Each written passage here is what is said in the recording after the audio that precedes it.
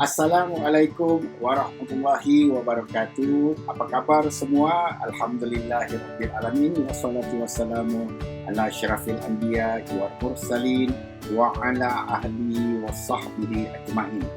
Apa khabar semua?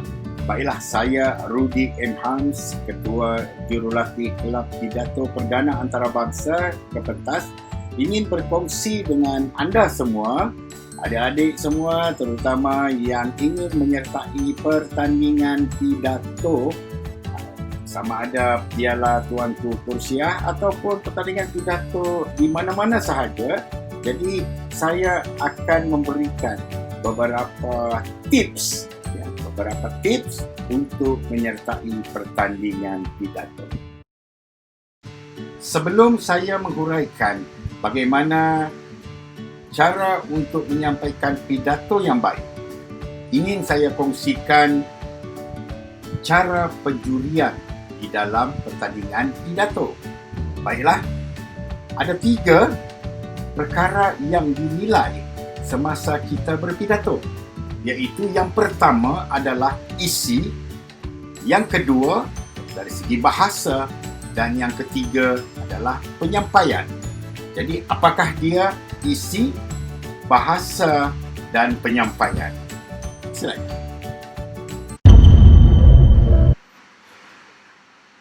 Baiklah, apa yang dimaksudkan dengan isi?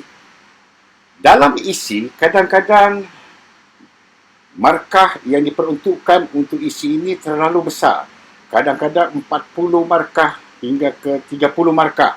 Ya, tapi biasanya 40 markah hanya untuk isi sahaja. Apa yang perlu ada di dalam isi ini, yang dinilai di dalam isi ini, yang pertama sekali ketepatan isi. Sama ada ia tepat dengan tajuk yang kita berikan atau tajuk pidato kita. Ya.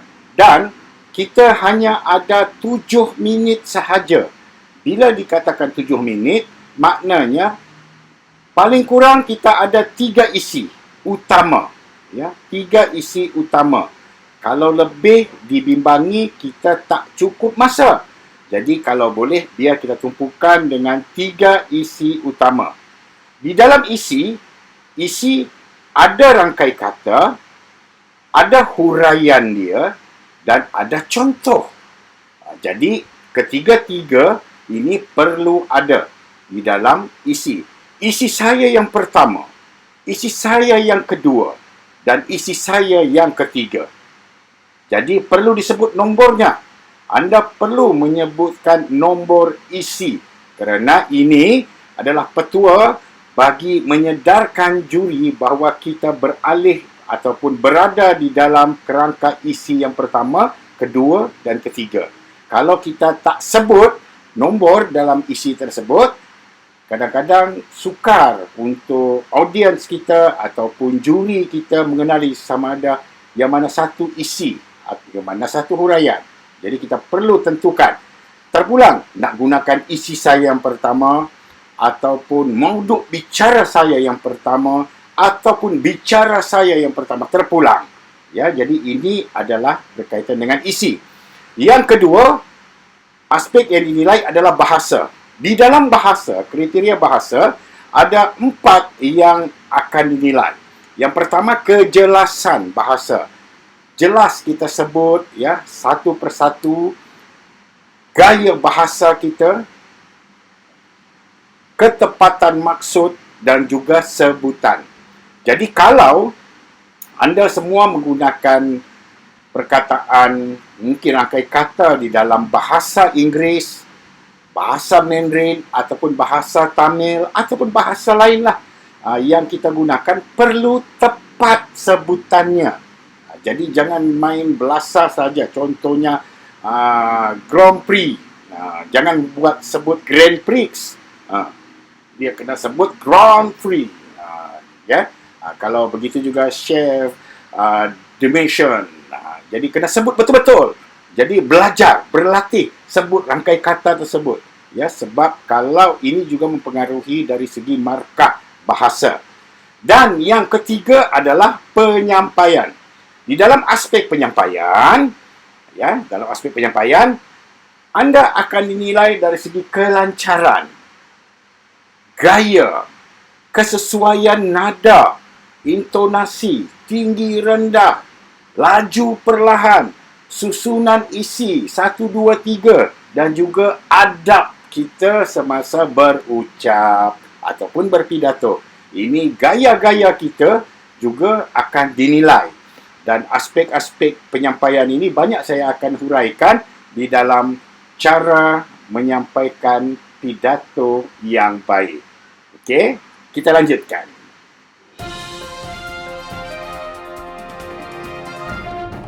Baiklah, saya akan berkongsi dengan anda semua bagaimana cara untuk menyampaikan pidato yang baik. Baik, saya akan kongsikan 14 perkara yang perlu dipatuhi ataupun perlu diamalkan semasa dalam menyertai pertandingan pidato. Ya, baik, 14. Apakah dia 14 itu? Yang pertama adalah gunakan gaya sendiri. Saya tahu adik-adik kadang-kadang selalu melayari YouTube, Facebook, Instagram dan melihat pelbagai gaya pemidato yang telah pun mengecapi kejayaan. Dan mereka ada gaya tersendiri. Boleh dilihat bagaimana mereka melontarkan kata-kata, tetapi jangan tiru 100% gaya mereka. Buatlah gaya anda sendiri. Ingat, gunakan gaya sendiri. Yang kedua adalah anda perlu naik ke atas pentas dengan berkeyakinan. Apa yang disebut dengan keyakinan? Dan sejak bila kita dinilai? Sebenarnya, keyakinan kita dinilai oleh juri sebaik saja nama kita diumumkan. Dipersilakan untuk naik ke pentas dan cara kita berdiri, cara kita berjalan, itulah yang akan dinilai oleh juri. Keyakinan kita terus berada di tengah-tengah, di atas pentas. Bagaimana cara kita membetulkan pembesar suara, bagaimana tidak bergegar ataupun senyum-sumbing, kata orang. Jadi perlulah berkeyakinan. Kita perlu yakin. Bagaimana berjalan dengan yakin? Anda perlu berjalan dengan bahu kita ini berjalan dengan tegak. Bukan macam robot, tetapi perlu dengan segak. Itulah keyakinan. Yang ketiga, jangan gopoh. Ingat, apa yang disebut dengan gopoh? Kadang-kadang 7 minit yang kita diberikan untuk pertandingan. Saya tahu adik-adik ada yang memang kebanyakannya lah dalam pertandingan ini menghafal pidato. Menghafal pidato. Dan walaupun sudah membuat beberapa kali latihan, tetapi semasa di dalam pertandingan, kalau kita gopoh, ingin menghabiskan dengan cepat pidato kita, kadang-kadang wabillahi taufik wal hidayah tu tak sampai minit yang ke-7. Jadi kita telah pun, kata orang, gagal untuk mengurus masa pidato kita. 7 minit sahaja. Jadi kita dah berlatih bila menyebut sesuatu perkataan jangan gopoh, kerana apabila kita gopoh, kadang-kadang akan terjadi ucapan kita akan jadi longgar, sebutan beberapa perkataan kita akan kurang jelas, kadang-kadang kata orang tersasul, ya. Jadi jangan gopoh. Yang keempat, bila kita berdiri di hadapan pentas, kita perlu mempunyai hubungan mata atau eye contact dengan audiens kita. Walaupun kita dinilai oleh juri di sudut sebelah kanan ataupun sebelah kiri, tetapi mata kita perlu memfokuskan kepada keseluruh hadirin. Ya, lihat hadirin di belakang, di depan, ada petuanya, ada orang selalu buat zigzag, ada orang buat Z. Dari belakang, macam seolah-olah kita buat Z. Tapi jangan terlalu laju lah. Ya, jangan terlalu laju. Tuan-tuan dan puan-puan, hadirin yang dihormati sekalian. Pada malam ini, saya ingin menyampaikan sebuah pidato. Jadi kita tengok macam Z. Ya, Z. Ada orang buat O. Berputar, buat macam O. Dan ada juga membuat X. Ya, X dari sana ke sini, dari sana ke sini. Dia buat macam cross, ya, Z.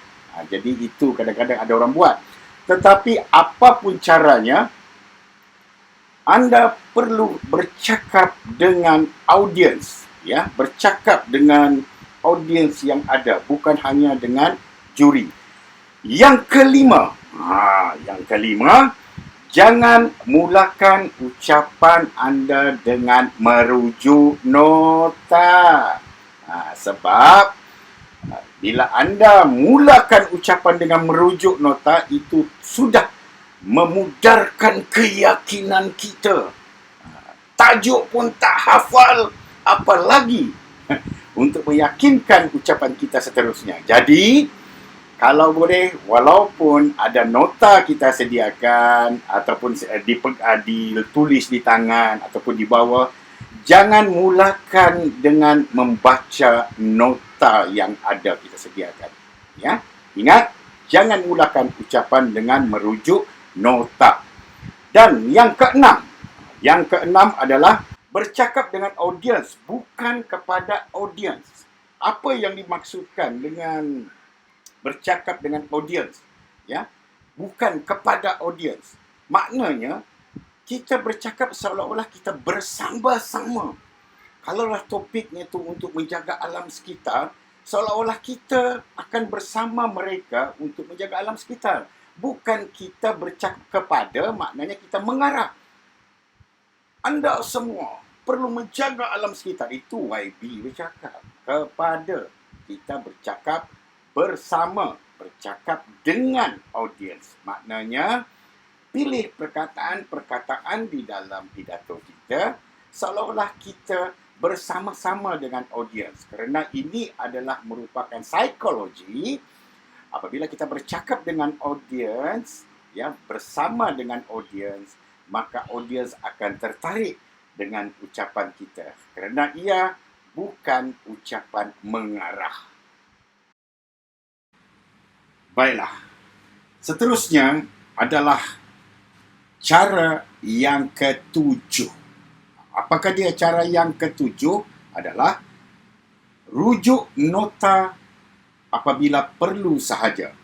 Saya faham anda semua, ya, adik-adik semua ada yang rasa bimbang, takut terlupa isi ataupun terlupa pantun. Jadi kalau nak merujuk nota yang kita sediakan, kadang-kadang ada yang membawa kertas, ada yang tulis di tangan. Pastikan, ya, kalau tulis di tangan, maknanya bila adik-adik ataupun anda semua berucap, jangan tunjukkan tangan. Tuan-tuan dan puan-puan, nampak semua hitam dekat tangan. Jadi kalau boleh, rujuk nota sekali-sekala. Jangan baca seperti yang pertama tadi, jangan baca satu rangkai kata atau rangkai ayat yang panjang. Tengok, rujuk sekali saja jeling. Tuan-tuan dan puan-puan, tengok sekali aja dan kita mulalah sambung ucapan kita. Jangan sekali-kali merujuk nota terlalu panjang ataupun berdiam. Baru kita mulakan. Jadi kalau boleh, rujuk nota apabila perlu sahaja. Kalau dah sangat-sangat lupa dah, barulah kita rujuk. Ya. Yang ke-8 adalah kawal suara anda. Apakah yang dimaksudkan dengan kawal suara? Baik, semasa pertandingan, kita disediakan dengan pembesar suara, mikrofon. Mikrofon ni ada dua jenis. Satu dynamic dan satu juga omni. Yang dynamic kita boleh bercakap dengan di mana-mana saja. Contohnya kalau mikrofon ini mikrofon dynamic. Bila dia digantung saja, ataupun dia berdiri macam ni, jadi kita boleh bercakap, dia punya coil dikelilingi. Jadi kita boleh bercakap dengan selamba, ya. Tetapi kadang-kadang mikrofon yang disediakan kepada kita semasa pertandingan adalah berbentuk omni dan dia hanya di hadapan. Dan apabila di hadapan, ya, dengan mic stand di hadapan, pastikan mulut kita jangan terlalu jauh. Baiklah tuan-tuan dan puan-puan, dah di sini. Ya, jadi kalau boleh, pastikan tuan-tuan dan puan-puan, hadirin yang dihormati sekalian. Jadi jangan terlalu lari daripada mikrofon yang disediakan. Bagaimana nak kawal suara? Apabila kita meninggikan suara kita, kita bersatu. Pastikan kita jarakkan mulut kita daripada mikrofon. Dan apabila kita merendahkan suara ataupun berbisik, maka kita rapatkan. Baiklah tuan-tuan dan puan-puan.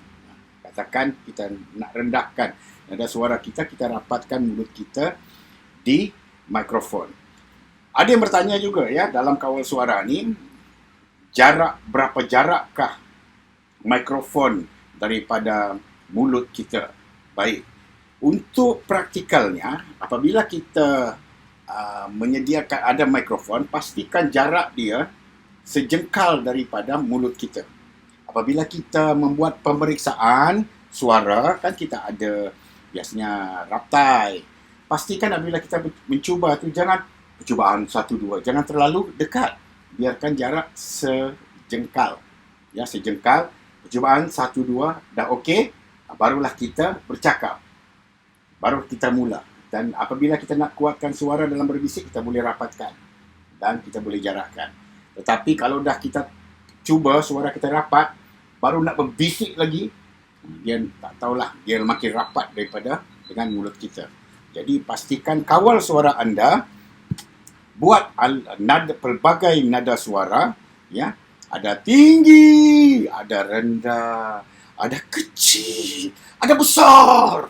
Jadi gunakan nada suara tersebut dengan bijak. Yang ke-9, ini adalah asas yang saya ajar di mana-mana, paling penting adalah berdiri teguh. Berdiri tegak.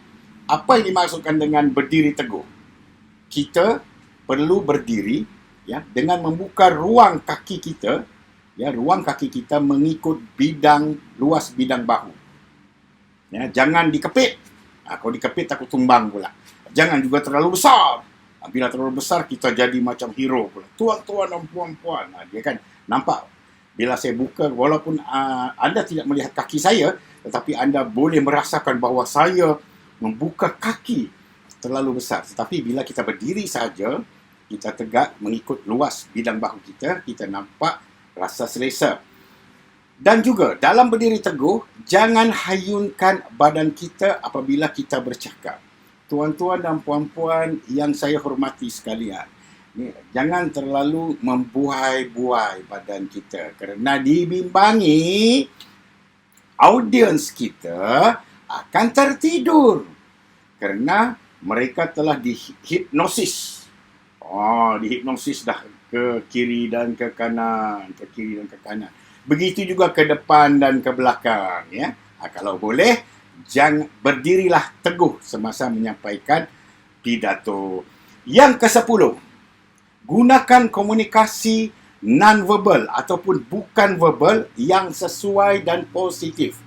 Ini cara yang ke-10. Apakah yang dimaksudkan dengan non-verbal ataupun bukan verbal? Adalah gaya-gaya yang kita berikan, tunjukkan kepada audiens. Gerakan tangan kita, ya, kecil besar.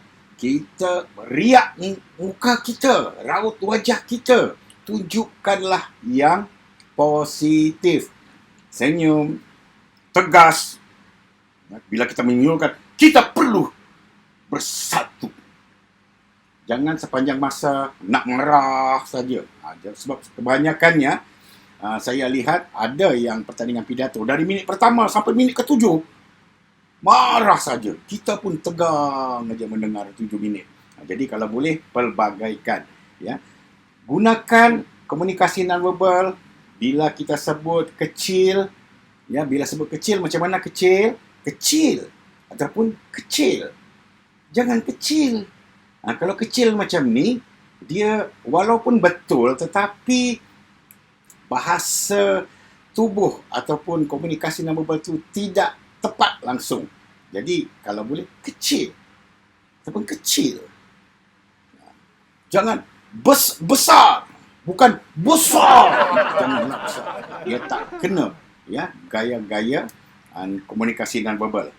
Baiklah, saya teruskan dengan tunjukkan kita gemar berucap. Ini saya tahu ada anda semua, ya, adik-adik semua yang dipaksa untuk menyertai pertandingan. Jadi kalau tak suka tu kadang-kadang ada muka terpaksa. Jadi bagaimana nak menunjukkan kita gemar berucap? Contohnya kita mulakan dengan senyuman. Kita asyik. Sebab apabila kita tunjukkan kita ni gemar untuk berucap, maka secara tidak langsung ia akan melancarkan ucapan anda semua. Jadi tunjukkanlah bahawa ucapan itu best. Ucapan itu seronok, menyeronokkan untuk menyampaikan pidato. Jadi kita rasa enjoy, ya, untuk menyampaikan. Dan yang ke-12. Yang ke-12 adalah sembunyikan kesilapan. Ada yang bertanya dengan saya, macam mana kita nak sembunyikan kesilapan? Kita di hadapan audiens yang ramai. Caranya kadang-kadang selalu diamalkan oleh pemidato-pemidato. Bila tersalah sebut sahaja, mereka mengucapkan, maafkan saya. Maafkan saya. Dah 10 kali maaf, maknanya 10 kali dia membuat kesalahan. Ya? Jadi caranya, apabila kita membuat kesilapan, contoh, menurut Majlis Amanah Rakyat, Majlis Amanah Raya, ulang semula sahaja benda yang salah tu dibetulkan, kita ulang kepada benda yang betul. Jangan asyik minta maaf, asyik minta maaf. Serupa juga saya nasihatkan dengan izin. Ini bukan dewan. Ini bukan dewan negara ataupun dewan rakyat. Jadi janganlah minta izin. Tak tahu siapa yang nak izinkan. Saya bimbangi dengan izin ada orang yang tak mengizinkan. Jadi kalau boleh dengan izin, teruskan sahaja. Kalau nak menggunakan bahasa Inggeris, teruskan saja. Tak perlu dengan izin. Itu kata orang hanya digunakan di dalam dewan sahaja. Ya. Dan seterusnya, ke-13. Ya, ke-13, gunakan alat bantu dengan berkesan. Begitulah yang saya katakan tadi. Dengan mikrofon, kita perlu bijak mengenali mikrofon ataupun membesar suara yang diberikan kepada kita. Begitu juga dengan alat bantu, contohnya stand mic, ya, kaki mikrofon. Perlu kita tahu bagaimana nak kata orang nak adjust ketinggian dia, kita perlu tahu. Jadi kenal pasti, tengok betul-betul. Benda-benda kecil begini, kadang-kadang kita rasa terlepas pandang. Ada yang betulkan mic sampai terpatah holder, clip holder tu terpatah. Ya, sebab dia holder mic tu ada yang clip, ada yang getah. Jadi kalau getah tu kita risau, kita tolak saja. Kalau klip kita tak boleh tolak, kita kena buka klip di bawah. Jadi perlu kendal, ya. Dan ini yang terakhir adalah beredar dengan yakin dan bukan sombong. Apa yang dimaksudkannya adalah yang terakhir ini, apabila anda menutup ucapan anda, wabillahi taufiq wal hidayah. Assalamualaikum warahmatullahi wabarakatuh. Sekian. Senyum. Dan undur ke belakang satu langkah, tunduk. Dan beredarlah dengan bergaya. Jangan sombong. Assalamualaikum warahmatullahi taala wabarakatuh. Sekian. Sombong sangat. Itu juga merupakan kepribadian kita semasa berada di atas pentas. Jadi, cukup 14 cara bagaimana untuk menyampaikan ucapan ataupun pidato dengan baik. Baiklah anda semua, itulah yang serba sedikit yang ingin saya kongsikan dengan anda semua tentang aspek pemarkahan dalam pertandingan pidato dan juga 14 cara menyampaikan pidato yang baik. Semoga bermanfaat. Berjuanglah demi diri anda, buat yang terbaik. Berlatih, berlatih, berlatih. Anda bisa jadi berbisa. Wabillahi taufik wal hidayah. Assalamualaikum warahmatullahi wabarakatuh. Sekian.